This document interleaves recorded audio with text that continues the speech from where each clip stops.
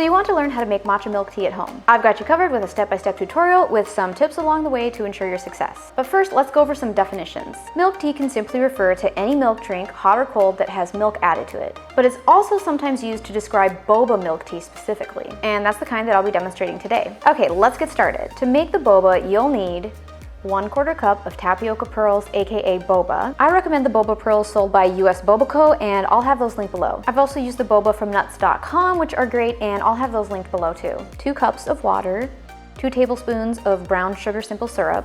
To make brown sugar simple syrup, place 1/4 cup of sugar and 1/4 cup of water in a small saucepan. Bring to a boil, stirring often, and remove from heat.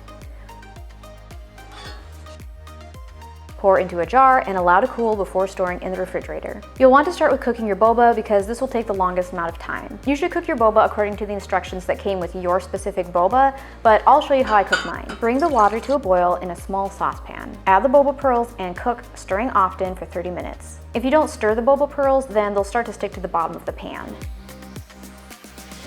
Remove from heat, cover, and allow to rest for 20 minutes. Strain the boba and place in a 16-ounce glass. Place 1 to 3 tablespoons of the brown sugar simple syrup on top of the boba pearls and allow to sit for 15 minutes.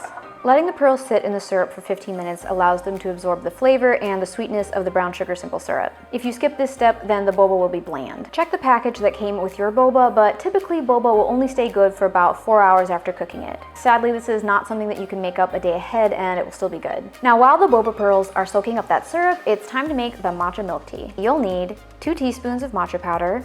I recommend buying ceremonial grade for the best matcha flavor. Thrive Market and Encha Matcha both have ceremonial grade matchas for a great price, and I'll have those linked down below as well. You'll also need 1/4 cup of hot water that's no more than 170 degrees Fahrenheit or 76 degrees Celsius, 3/4 cup of whole milk, 1/4 cup of cream, and ice.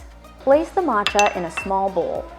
Pour 2 tablespoons of the hot water on top of the matcha and whisk until smooth and there are no more clumps of matcha. Then pour the rest of the water on top and give it a whisk. The reason I only whisk in half of the water at first is because it's easier to get matcha smooth with less water. Now, you can accomplish this without a whisk, but it will be more work. Pour in just enough of the water to make a paste and use a spoon to mix up the matcha, smooshing it on the sides of the bowl to break up any clumps. Then gradually add the rest of the water once it's smooth. Okay, add some ice on top of the boba pearls in a glass. Pour the milk and cream on top of that. Now for the best part. Pour the matcha mixture on top of the milk and watch the magic happen. Now, something that is absolutely essential to enjoying matcha is a good boba straw. Boba straws are extra wide to allow you to slurp up those large tapioca pearls. I purchased these glass boba straws from a company that makes them in the USA, and of course I'll have them linked. I got both the bent and the straight options. So that's how to make matcha milk tea in the comfort of your own home. If you'd like to learn how to make even more matcha drinks, then make sure you check out this video where I teach you how to make every single one of the Starbucks matcha drinks, including 2 secret menu drinks. If you don't stow. Now while the boba, it's gonna be the death of me.